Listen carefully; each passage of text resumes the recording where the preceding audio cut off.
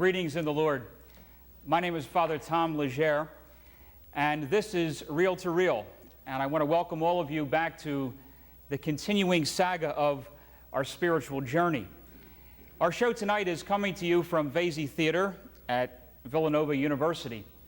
And tonight we are going to be dealing with a very exciting subject, I think, and that is the midlife crisis. It's something that most of us at one time or the other in our lives go through. So whether you're too young to have gone through it, or you're looking back with fond memories of having gone through it, or you're in the midst of it, I think that some of the things that we say tonight might be helpful to all of you.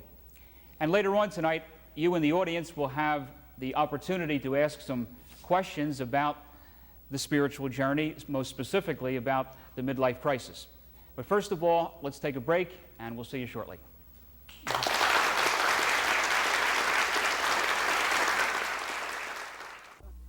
Relive the events in Rome when Philadelphia's Archbishop Anthony Bevilacqua became cardinal. The Philadelphia Pilgrimage, 7 Days in Rome, chronicles the cardinal's journey on videotape, with highlights from the consistory and the bestowal of the Red Beretta, the masses at St. Peter's Square, and the cardinal's titular church.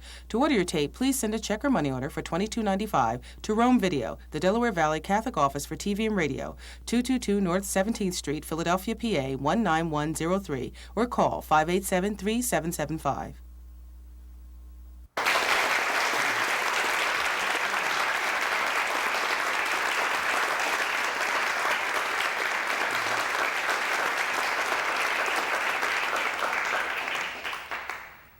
In speaking about the midlife crisis, I think it's important for me to put my cards on the table right at the onset and to say that as far as I can see, the midlife crisis is inextricably linked up with the spiritual journey. At the core of every person's being, there is a spiritual dimension. We also have a mental dimension to who we are. And of course, the most obvious part of ourselves that we show to the world is the physical. Now, as obvious as this might seem, most of the people out there on the streets don't believe this, simply because of the fact that they are trying to live as if this dimension, the spiritual, does not exist in their life. They are trying to get themselves together purely by the use of their mind and by developing themselves physically. This, it seems to me, would be like trying to have a wheel without a hub. The thing is going to collapse eventually. And so many people out there are trying to act as if this part of ourselves doesn't exist. When people feel a crisis, especially in the middle of their lives, to go deeper within and to get in touch with this ignored part of themselves, they will frequently go to a therapist who will then proceed to try to tell them that what they really need to do is just get themselves together mentally and physically, and then they're going to be happy. So many of the therapists out there have lost that spiritual sense too. So consequently, if someone comes genuinely sensing a need to go deeper within themselves, oftentimes somebody tries to talk them out of it. What we need to do, what every human being needs to do, is to get in touch with their spiritual core. The ancient Egyptians even knew this thousands of years ago. They had their symbol of the Sphinx that had the body of a lion, the head of a human, and oftentimes the wings of an eagle. That stood for and was a representation to all the people that there were three dimensions to themselves: the physical, the mental, and the spiritual. And it is the task of a human being to not repress any one of those three elements. If you do, you start heading for troubles in your life.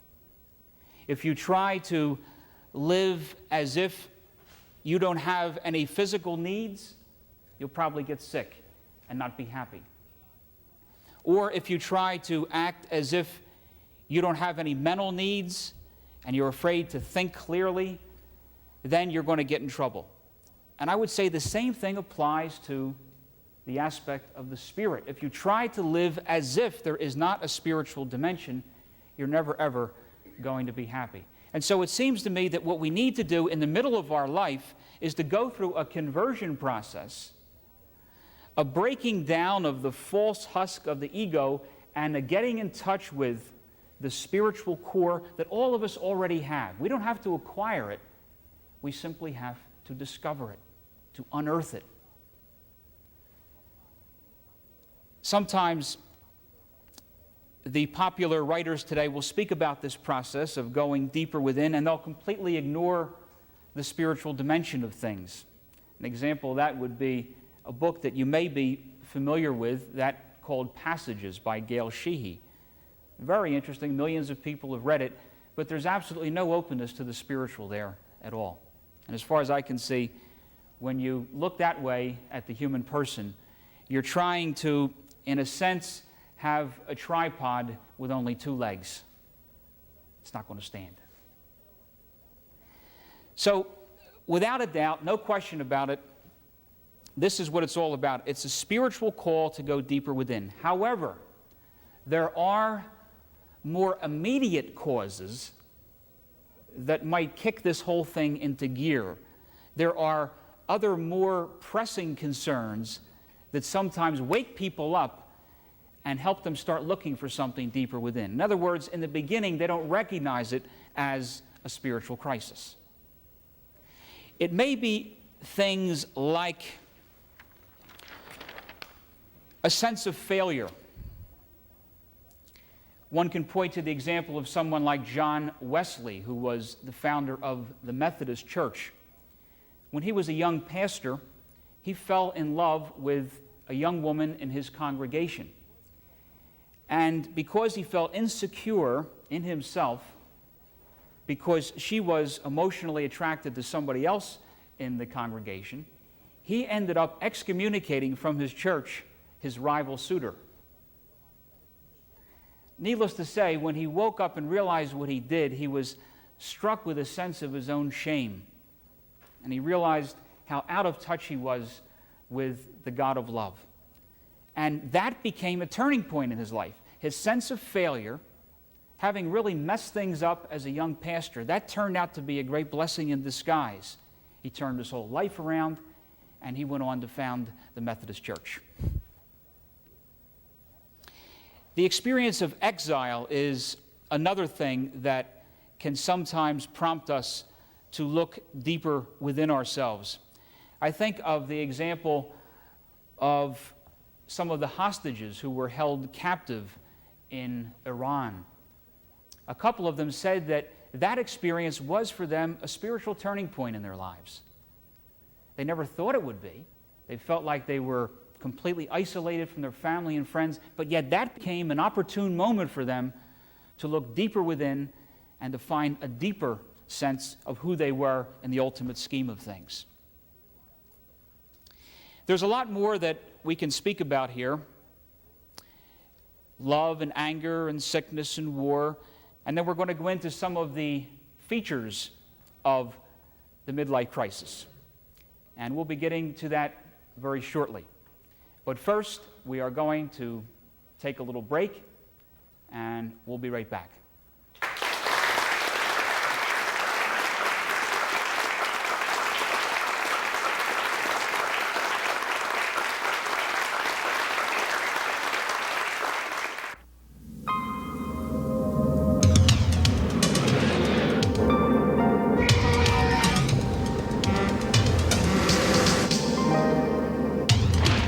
Colleen has waited 20 years for this bus.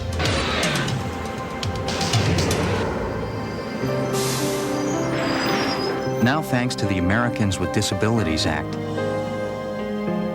The wait is over. From the Vatican to St. Hubert's, from Saudi Arabia to Mayfair, the Catholic Standard and Times, the official newspaper of the Archdiocese of Philadelphia, brings the world into your home each week. The Standard provides a Catholic overview of events around the globe and in your neighborhood. For just 36 cents an issue, you can keep your family informed from a Catholic perspective, formed in its faith and inspired by the lives of others. The Catholic Standard and Times, serving more than 1 million Catholics in the Delaware Valley, make it your favorite newspaper.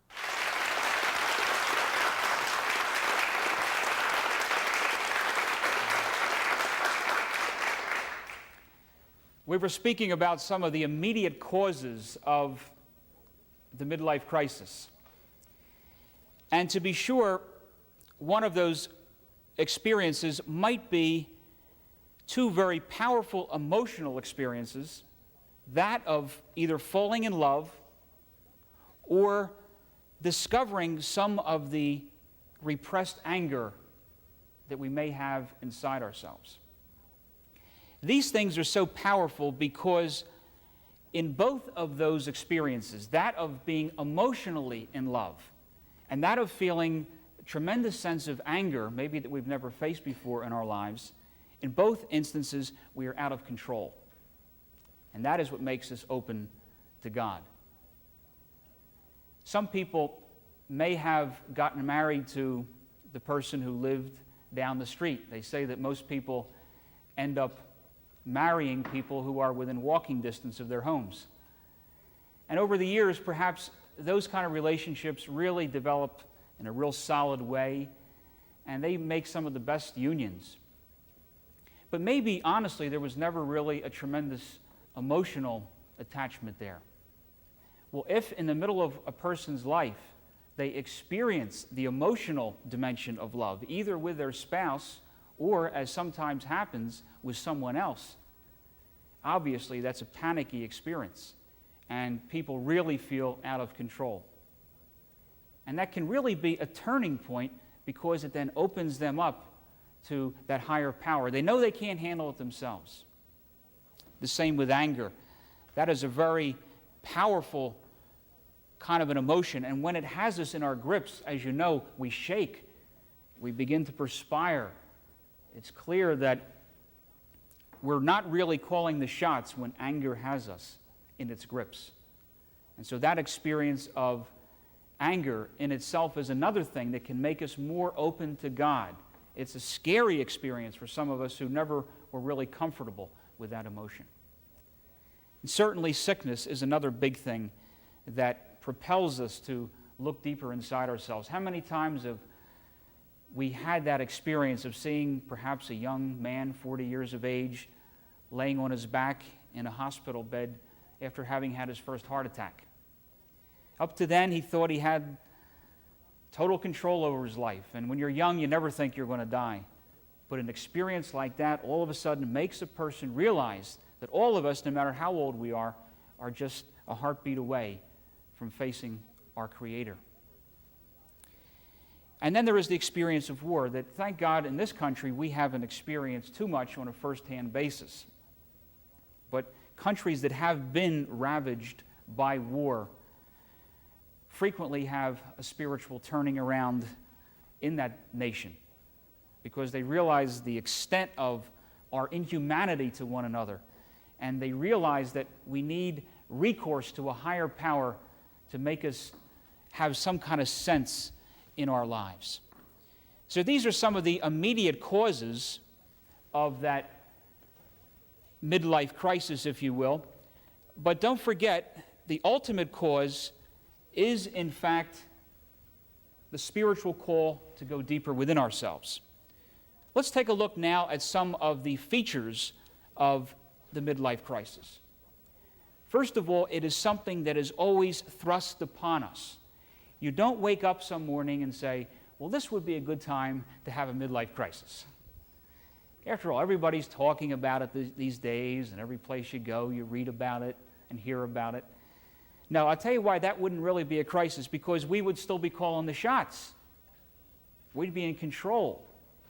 And one of the definite aspects of this is that for the first time in our lives, we can't handle things. We need God. We need that higher power.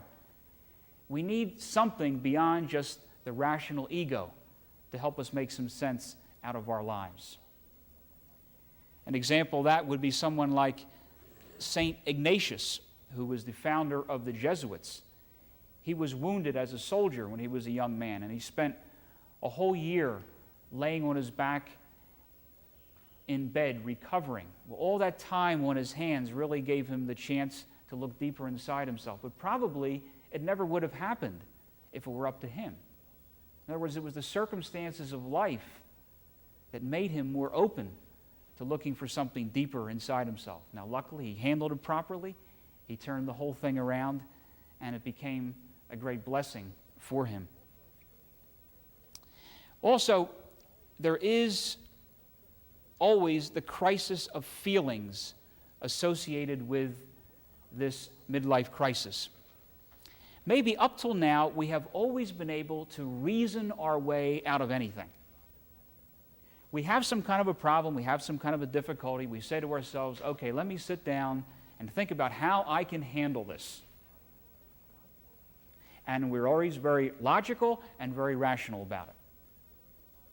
But in this case here, there are emotions involved. You're afraid, you're panicky, you're out of control, you're scared. You're experiencing all these things not just on the head level, but on the heart level and the gut level. And so it becomes an experience involving the total person. And that kind of a thing can really scare us because, as you know, when we're involved with our feelings, we're not in control. That's difficult for any human being to handle. It's doubly difficult for Americans to handle because we like to be so controlling. And it's triply difficult perhaps for American men because every American man tries to live under the illusion of being in control. But yet when feelings have you in their grip this way, then you know you need some kind of a higher power beyond just your rational thinking to help you get yourself out of this pit that you may perhaps find yourself in. And then there is the dimension of an outer journey. Frequently, we find ourselves going through a crisis like this when we perhaps have moved from one part of the country to the next. Because then we've lost all our friends and our family, and we're all alone, and we have a lot of time on our hands. Or perhaps it may happen to us while we are on a retreat. We're away from our normal surroundings. We have all this opportunity to look inside ourselves, and everything comes exploding to the surface. And actually, sometimes people have this kind of an experience when they are actually in transit from one place to the next. This was the case with, of all people, Mother Teresa. She had what she experienced as a call within a call when she was a member of a very traditional missionary order while she was on a train ride from her native Yugoslavia to another country in Europe. She felt that call. It was almost as if the experience of being in transit physically kicks off the fact that we need to be in transit deep inside ourselves. And so there is a lot that has been said already, and I'm sure you have a lot of questions that we'd like to deal with. And within a short period of time, we're going to be coming back to give all of you in the audience an opportunity to have some dialogue and to ask some questions. Thank you.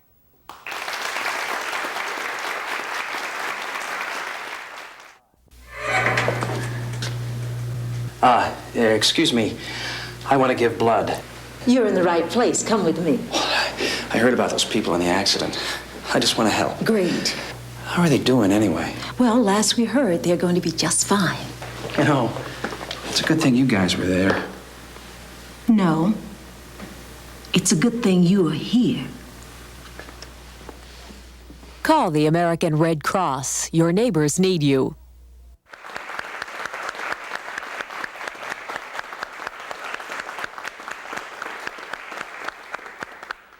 Okay, now we have the fun part, the chance to ask some questions and answers. Yes, ma'am. Father, I'm enjoying your talk on spiritual journey, but the question that I have is, for years, I never realized that I could have that spiritual journey. So my question was, well, at first I thought it was for priests and sisters. And now you are speaking to the whole people. Could you just maybe relate something to the people that the spiritual journey is for all? Without a doubt, it is for all, simply because of the fact that all human beings, no matter what particular vocation they might be called to, no matter what job they might perform, no matter what educational background they might have, they all have a spiritual core. Everyone has the kingdom of God within them. And isn't it a shame, really, when you think of the fact that so many people thought that the spiritual journey was not for them? It's almost as if they believed that perhaps that kingdom of heaven couldn't really exist in them because they weren't holy enough. But the fact of the matter is that the kingdom does exist within us all despite our brokenness. I'm sure some people are thinking along those lines. Well, not me. If you really knew the skeletons that are in my closet, if you knew some of the things that go through my mind, how can God live in me? Well, the fact of the matter is God lives in everyone. And the discovery of that truth is always amazing grace. Mary. Father, it's interesting that you should describe this midlife crisis as a deepening going into your core, spiritual core, and an unearthing experience. That's just the way that sometimes for some people it seems to happen, to be a whole unearthing experience. And you mentioned that for St. Thomas, that luckily he handled it well. Was there some kind of special preparation that someone could do to handle it well, or was there any kind of preparation or any way that you could, some tips that you could give on handling if you realize that you're into it? That's a real good question. How does one prepare oneself for the journey? Well, here one has recourse to all the traditional means, things like prayer and liturgy and the reading of the scriptures, the fellowship of a church community to belong to. All those things are necessary. All those things help prepare the ground for the experience. However, that having been said, it is also a truth, I think, that when it does happen to us, when we really begin to wake up spiritually, it usually comes in kind of a traumatic fashion. It scares most of us. We weren't expecting it. It's always a surprise. It's the last thing we thought was going to happen. And oftentimes, it's the last thing we wanted to happen. Because the journey within is always exciting, but it's also always inconvenient. Because it means the changes have to take place. On the one hand, all that preparation beforehand enables us to handle it better when it does come. But in the final analysis, when everything begins to open up for us and we're knocked for a loop and we're knocked off our horse, just like St. Paul was, at that time, you really have to have recourse just to the mercy and the love and the providence of God, because then every day becomes a surprise. Do you find a real change in the outward personality is a symptom of this midlife crisis, a real turning around in the personality? Yes, oftentimes that's the way it works. The impetus to change is coming from within. But the outer personality at first resists the call. It doesn't want to surrender. It doesn't want to give in. It's very confused by what's happening. So the outer personality is experiencing anxiety because it's trying to hold on. And that is why frequently people who are in the middle of their life, this could happen really at any age, I think we should say that. This is the turning point in one's life that can happen when you're 20 or when you're 90. But when you feel that tension coming from within, and you try to hold on the outer level, oftentimes what happens is that you'll start acting in bizarre ways. That's why people who are going through a midlife crisis like this will go out and buy a new car, or buy a new motorcycle, or a new speedboat, or sometimes get involved emotionally with somebody else they're not married to. All kind of self-destructive things frequently happen on the outer plane as a result of this inner call to go within. So the outer person resists with all of its might. And for a while, it is not at all uncommon for the outer personality to experience a lot of self-destructive behavior. But that has to submit. Once the person surrenders to the higher power within, then the outer personality begins to become reconstituted around the deeper center, and from a different position, not from fear, but from love. Tonight we have had an opportunity to look at some of the causes and features of the midlife crisis.